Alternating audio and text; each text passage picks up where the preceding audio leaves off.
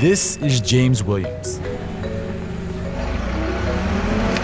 This is James Williams' bale of plastic.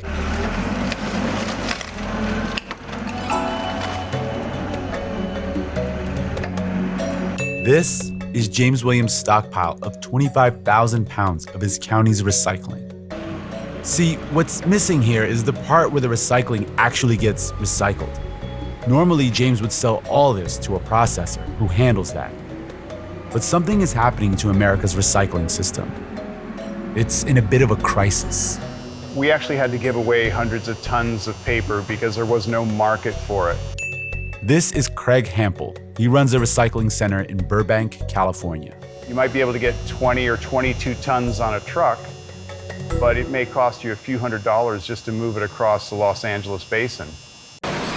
Recycling, which was supposed to make money, was in fact costing it. And that's just one thing on a long list of things about America's recycling system that is no longer working. But Americans keep throwing things in bins, and trucks keep collecting them, and so people like James have had to come up with creative solutions. I've actually acquired some semi-trailers so we can stuff material full of them. This is a story about responsibility and what happens when everyone keeps trying to pass it off to the next person. And what happens when finally there is no next person. Here in America, we generate the most waste per capita in the world. And if recycling keeps going the way it's going, figuring out what to do with all of that is going to be a big problem.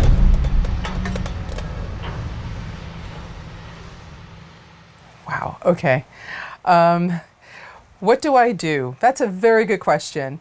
I am a department of one. This is Monica Boehringer. She has unique insights as to how we got into this mess. Problem number one, a public that is very disconnected from the reality of recycling.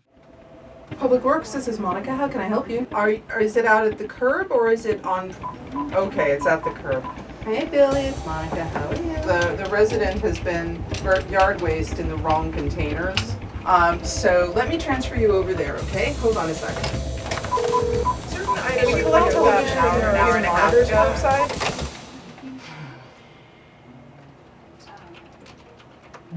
Some of the phone calls that I get regarding recycling, the numbers thing, okay? There is something on your recycling, on your plastic especially, and it's like a little symbol with the chasing arrows and a number in it. They think they see the chasing arrows and a number, and they're like, oh, obviously this is recyclable, but it isn't. There's all scrambling, all the marketers are scrambling to have their eco cred by having the recycling symbol on their packaging.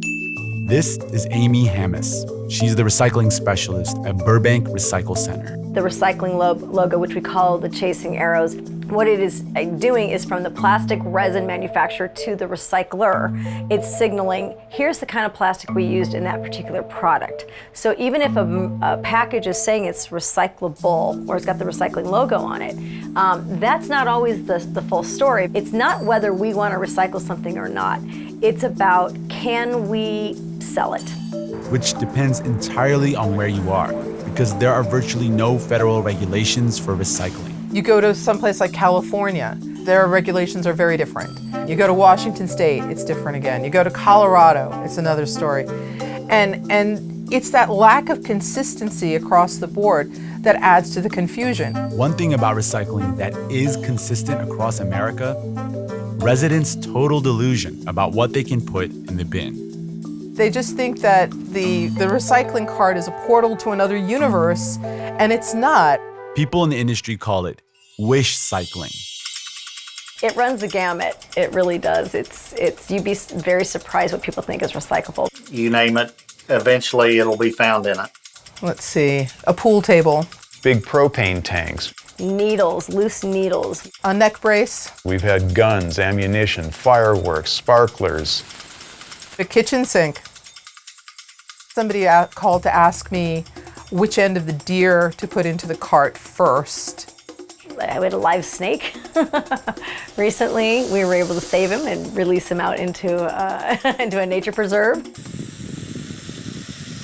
The one thing about the public is when they are done with the material, they're done with it. They're not connecting the dots, that there's a journey that item is going to take, and it's going to become someone else's responsibility. Someone else's responsibility, a beautiful concept. And for America, that someone was China. Until a few years ago, America exported millions of tons of plastic trash, selling it to China to be recycled into something new. China provided this huge, easy cure-all to overconsumption in the developed countries. China was hungry. They were building an economy based on manufacturing.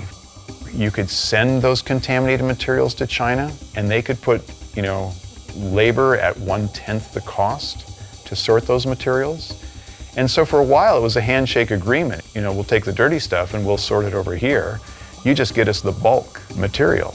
The percentage, the quantity of valuable recycling material started to get smaller and smaller and smaller. The wishful recycling, people not putting things in correctly, the assumption that somebody else will finish the job for you. Now, this wasn't entirely the fault of consumers. There are two types of contamination: contamination caused by citizens and contamination caused by manufacturers. Say, think of like a canister, like Pringles or some coffees come in. That canister is made up of paper, cardboard, then inside is glued aluminum foil. All that stuff is recyclable by itself. But when you combine materials together, who are you gonna sell it to? The paper guy doesn't want paper that's got aluminum foil glued to it, and the metal person doesn't want to have to dismantle the paper, and we're not doing that. All we are is sorting it and selling it. And both types of contamination were happening too frequently. More and more, we weren't sending China recycling. We were sending them our trash. Plus, China had grown so much that they were generating enough waste to meet their demand for raw materials on their own. Importing America's waste was becoming more of a problem than it was worth. And they started looking at their own environment and what was happening. Then it really, the hammer really came down.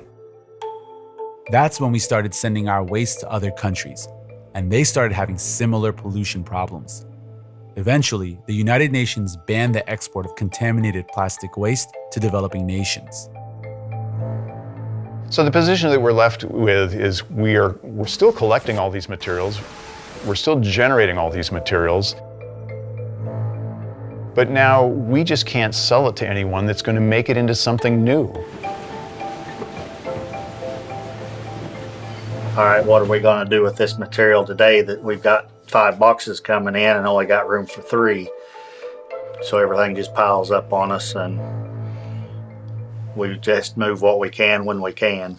We have Earth, right? We have this one planet.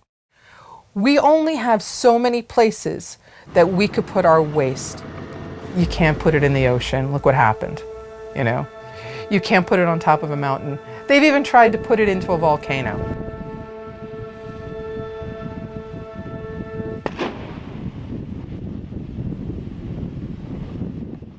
It's not working. We have to come up with a better plan.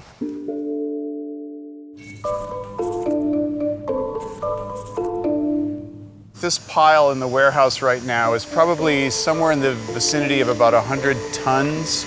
And that pile is one person in the United States, about a lifetime of discards. That's about what it would look like. Recycling, it's one of those things where it not only does the public kind of depend on that emotionally to relinquish their, guilt about buying things, but it has been kept alive by the manufacturers. And this is a long history of this. To understand that, we have to start here, in the 1940s. The future will bring plastic fabrics wondrously fine, shoes more glamorous than Cinderella's.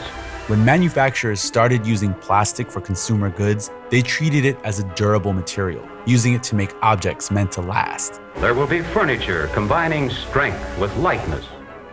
But pretty soon, manufacturers realized that the fastest way to increase profits would be to get people to buy plastic, use it once, and then throw it away. At one plastics industry conference in 1956, a speaker looked out at the crowd of plastic manufacturers and said to them, "Your future is in the garbage wagon." And things started to explode. Baggy's plastic bags always have the sound of freshness. A new invention from Procter & You just throw the whole razor away. This new 2-liter plastic bottle. Handles easy. These lighter plastic bottles take pounds off your shopping list. And they're strong enough to protect against some of life's hard knocks. Naturally, generating all of this new waste had consequences. All these one-way containers that were just starting out were showing up in all the public spaces. So the federal government, US, said, hey, manufacturers, we want you to do something about this. They said, okay, wait. Don't restrict this, because these one-way containers are the best thing since, sliced bread. And so they said, okay, we'll create Keep America Beautiful. We'll talk about littering. Coca-Cola and Dixie Cup and a bunch of other companies got together and formed an organization called Keep America Beautiful and started making PSAs. Daddy, you forgot. Every litter bit hurts. Right, Susan Spotless. Every litter bit, thoughtlessly dropped, blemishes a bit of America. These got people to stop littering and shifted the responsibility of dealing with waste from manufacturers to the consumers. And for a while, that worked.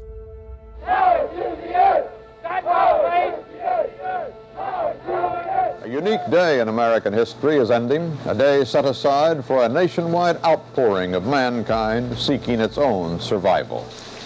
Earth Day. By 1970, citizens were increasingly concerned about the environment.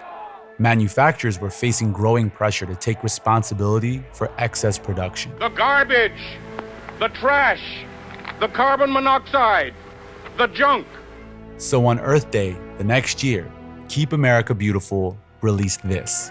Some people have a deep, abiding respect for the natural beauty that was once this country.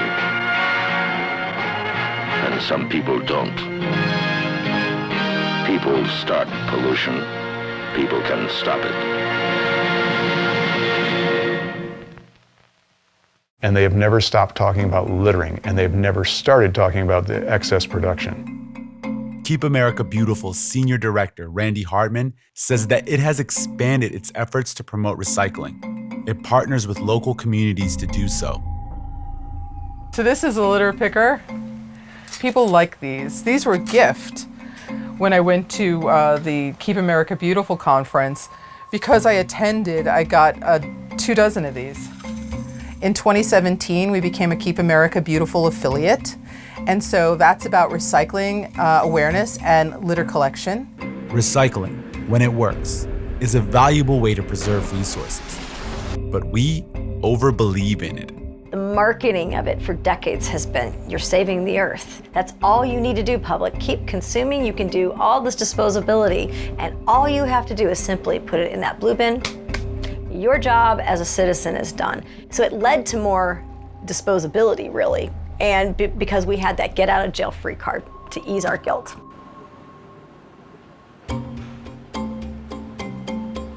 Has consumerism driven me mad as a recycler? The answer is no. What we would need to do is to work together with manufacturers to be more responsible in the development of products and maybe reducing some of the packaging.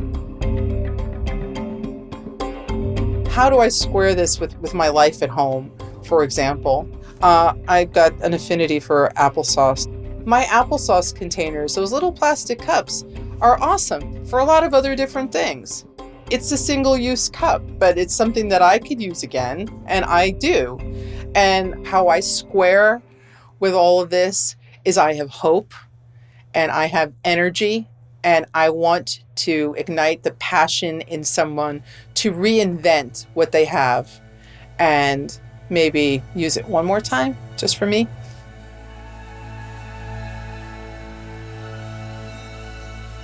That's just eats at me all the time about recycling is we just keep trying to solve this on the back end, to try to solve the problems that are created upstream.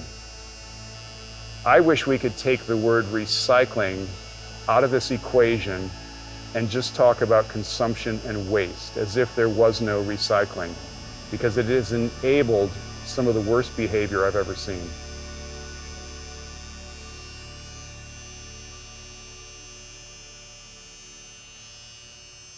You guys want to take a bale home?